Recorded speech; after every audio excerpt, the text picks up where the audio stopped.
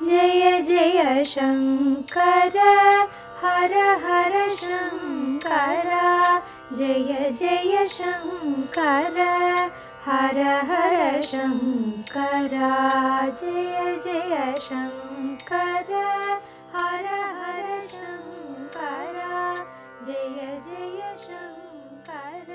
பக்தி தெய்வத்தின் குரல் 4ஆம் பாகம். வண்டு ஸ்தோத்திரம்.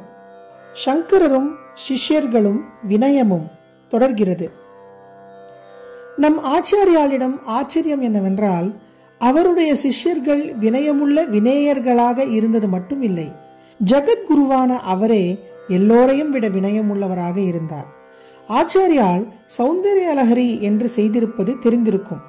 பக்தி, கவித்துவம், பாஷை அழகு, தத்துவ சிறப்பு, மந்திர சாஸ்திர விஷயங்கள், உவமை முதலான அணிகள் அத்தனையும் ஈடிணை இல்லாமல் சேர்த்திருக்கிற பரம உத்கிருஷ்டமான ஸ்தோத்திரம் அது.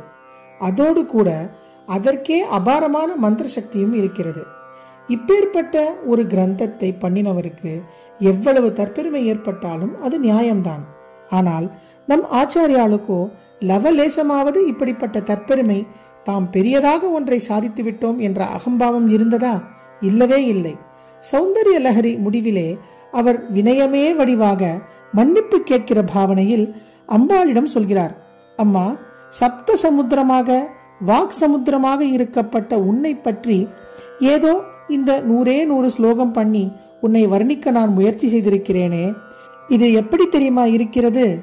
ராமேஸ்வரத்திலே சேது தீர்த்தத்திலே பக்தர்கள் சமுத்திர பூஜை பண்ணுகிற போது அந்த மகா சமுத்திரத்திலிருந்தே ஒரு கை ஜலத்தை அள்ளி அதற்கே அபிஷேகம் செய்வதாக ஒரு உபச்சாரம் செய்கிறார்களே, அந்த மாதிரி இருக்கிறது என்கிறார். இதேபோல் பரம பவ்யமான இன்னும் 3 உதாரணமும் கொடுக்கிறார். பின்குறிப்பு: முதற் பகுதியில் அம்பாள் இருக்க அகம்பாவம் ஏன் என்ற உரை பார்க்க. இப்படி பரமேஸ்வராவதாரமாக இருந்த போதிலும் வினயமே வடிவாக இருந்த ஆச்சாரியால் ஒரு சக்தியும் இல்லாமலே அடக்கம் இல்லாமல் திரிகிற நம்மோடு சேர்ந்து நின்று கொண்டு நமக்கு பிரார்த்திக்க சொல்லிக் கொடுப்பதற்காகவே அவிநயம் அபநய, என் வினயமின்மையை போக்குவாயாக என்று ஷட்பதி ஸ்லோகத்தை ஆரம்பிக்கிறார். அடக்கம் ஒன்று வந்துவிட்டால் போதும், பாக்கி எல்லா நல்ல குணங்களும் அதன் பின்னே தானாக வந்துவிடும். அடக்கம் அமரருள் உய்க்கும் என்று திருவள்ளுவர் கூட சொல்லியிருக்கிறார். பள்ளி பருவத்திலேயே வினயத்தில் பழக்கிவிட வேண்டும். 5 வளையாதது 50 வளையாது. வயசு ஏறி பல விஷயங்களை தெரிந்து கொண்டு யௌவனம், பதவி, பணம், பலம் என்று தேடிக்கொள்கிற போது வினயம் வருவது ரொம்ப கஷ்டம். ஆனதால் சின்ன வயசிலேயே இதில் பழக்கிவிட வேண்டும்.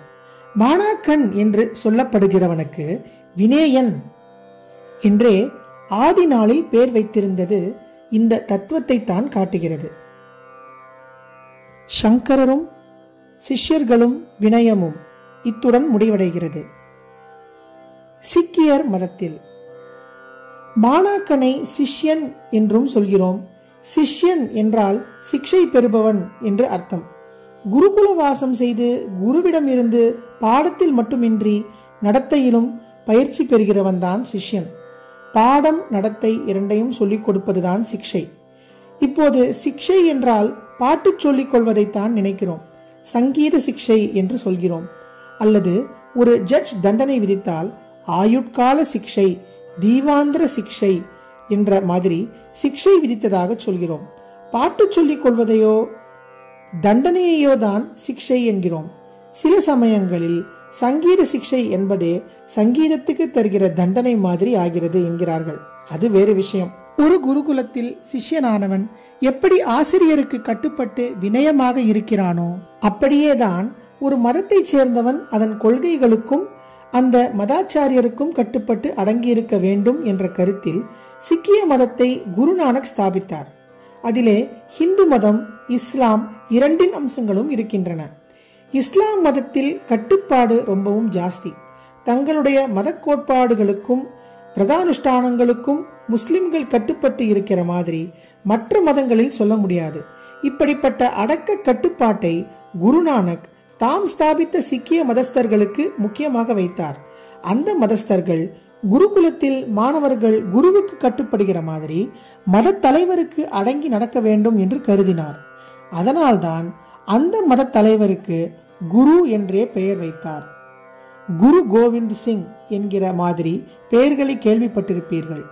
மத தலைவருக்கு குரு என்று பெயர் வைத்ததற்கேற்ப அந்த மதத்தைச் சேர்ந்த மற்ற எல்லோருக்கும் சிஷ்ய என்றே பெயர் வைத்தார். சிஷ்ய என்பதுதான் சிக் என்றாகி இருக்கிறது. பஞ்சாப் பக்கங்களில், அதாவது சிக்கிய மதம் பரவியுள்ள இடங்களில் வேத அத்தியனம் செய்கிற போது ஷ என்ற அக்ஷரத்தை க என்றுதான் உச்சரிப்பார்கள். உதாரணமாக ஹவிஷா என்று புருஷ சுக்தத்தில் வருவதை அவர்கள் ஹவிகா என்றே சொல்வார்கள்.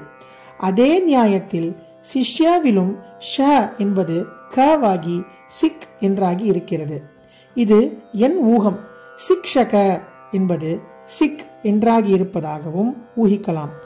குருதான் சிக்ஷகர், மற்றவர் சிஷ்யர். ஷவை ஷ ச என்றெல்லாம் வடக்கே மாற்றி விடுவார்கள். கடைசி எழுத்துக்களை முழுங்கி விடுவார்கள்.